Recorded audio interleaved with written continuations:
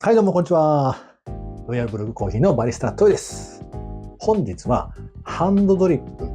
で一番難しい、もしくはわからないと思われているこのお湯の注ぎ方について説明していきたいと思います。今日もね、ちょっとね、わかりやすいようにこんなものを用意しました。じゃじゃん！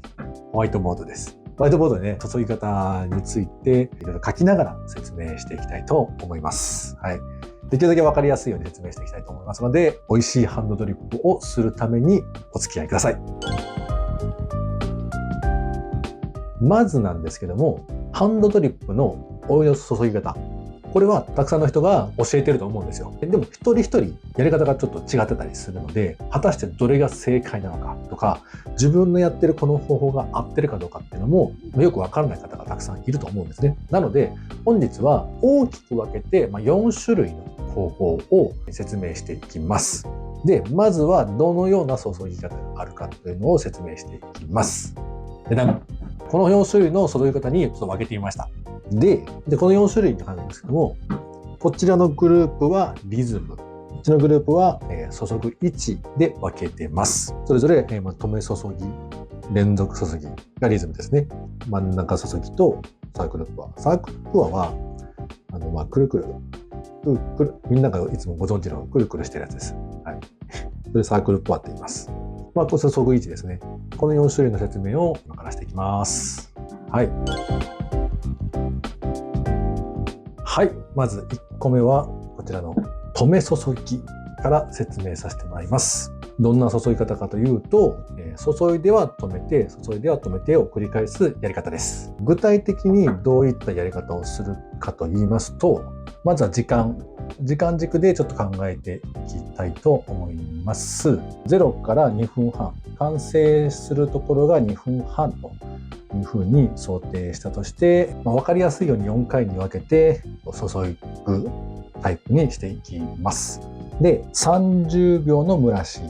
25秒ごとに4回に分けて注いでいくイメージです。なので、例えば抽出比率が1対15だと仮定して 15g の豆を使うと225なんですけども、今回覚えやすいように230として計算します。なぜかと言いますと、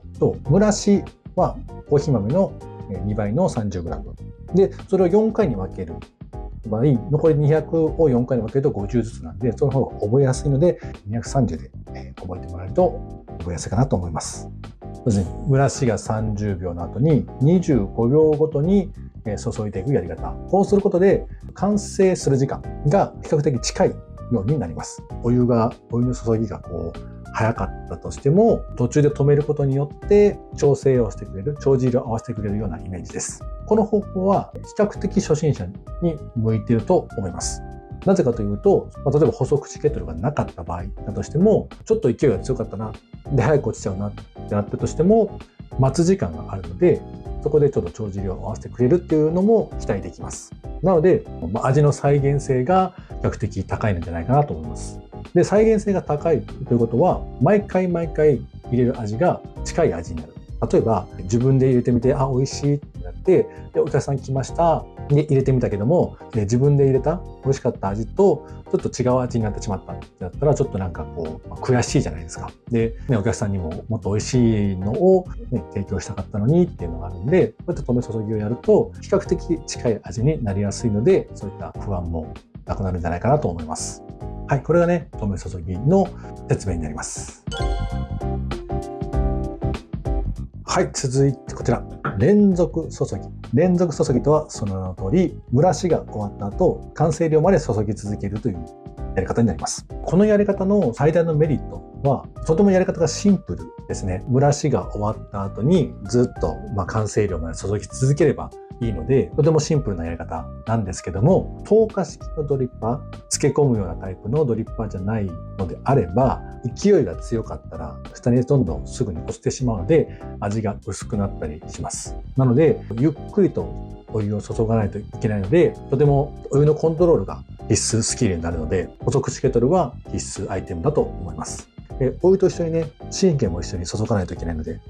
とても大変だと思います。なので見た目はシンプルなんですけども、意外と難しいところはあります。実際にやってみると分かるんですけどね。これも一つの方法で、この方法でやると、比較的お湯の注ぎ方によって味のコントロール、味作りができるっていうメリットもあります。この連動注ぎの完成時間というか、注ぎ終わる時間は、止め注ぎに比べると、最大早めに終わると思います。相当ゆっくりじゃないと、だいぶ早めに終わると思いますが、その辺はね、あまり気にせずやってもらったらいいかなとは思います。はい、次は真ん中注ぎなんですけども、先ほどの2つはお湯を注ぐリズムなので時間と関係しているんですけども、今回のこれは位置と関係しています。はい、こちらの横から見たドリッパーと上から見たドリッパーなんですけども、真ん中に注いでいくようなスタイルです。で、なぜ真ん中に注ぐかというと、特にこういう V60 のような円錐型のドリッパーは真ん中の粉がやっぱり一番多いので、真ん中に行ってコーヒーの成分を出して外側からこう下に落ちるというようなイメージで考えてもらえるといいかなと思います。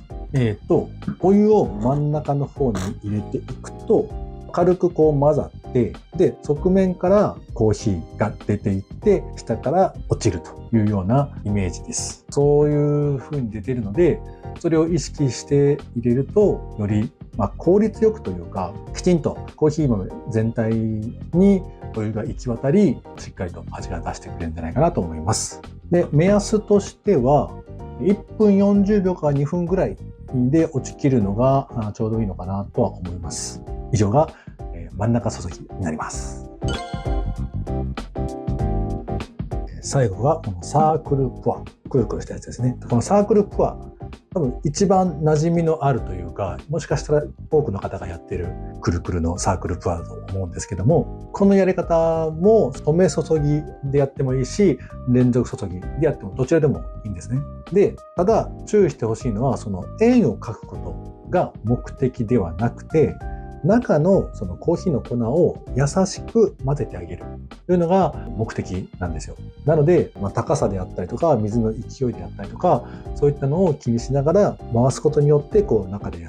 しくこうかき混ぜてあげるっていうのが目的です。で、勢いが強すぎると抽出がされる前に早めに落ちてしまいますし、早めに落ちると味わいが薄い感じたりしますね。で、あとは例えばかき混ぜがこう強かったりすると抽出過多と言われる多く抽出してしまうっていうのもあるので、多く抽出してしまうと、例えばコーヒーの苦味であったりとか雑味であったりとか、そういったものも余計なものも出してしまうっていう可能性もあります。なので、これが多分一番馴染みのあるやり方かもしれませんけども、結構一番難しいかもしれませんね。コントロールしなきゃいけないことが意外と多いので、意識しなきゃいけないことも結構多いですね。なので、補足式ケトルはもちろんがコントロールしやすいので、これも必須アイテムじゃないかなと思います。お家でね、ハンドドリップやるんであれば、細口のケトルは本当にあった方がいいです。で、補足なんですけども、あんまり外側、これ上から見た図の、あまり外側までこうくるくるしてしまうと、コーヒー豆と十分に混ざり合う前に外側に行ってしまったら、抽出されずに行ってしまうので、それをコーヒーの味が出ないままなんで、薄く感じてしまう場合もあります。つまりこういうことですね。あんまり外側まで持っていくと、壁に際まで持っていくと、コーヒーの粉と混ざる前に外側に行って、コーヒーがしっかり出る前に落ちてしまうので、コーヒーの味がしっかり出てないコーヒーになりやすいです。はい、ここでハンドドリップのコツについてちょっと3つご紹介したいと思います。注ぎのスキルはこうやっていって自分でこう身につけておくしかないんですけども、これをやると、よりやりやすくなるんじゃないかなと思うこと3つあるんで、それをご紹介します。まずはこういった大きめのケトルの場合、もしくはこれ細口じゃないやつでもそうですね、満タンにしない方がいいです。自分の入れる量の約 1.5 倍ぐらいの量かなぐらいの量に抑えておくとコントロールがしやすい。満タンだとちょっと片付けただけで出てしまうんで、バーって出ちゃうんで、それを防ぐために量を少なめでやってもらうといいと思います。で、もう一つは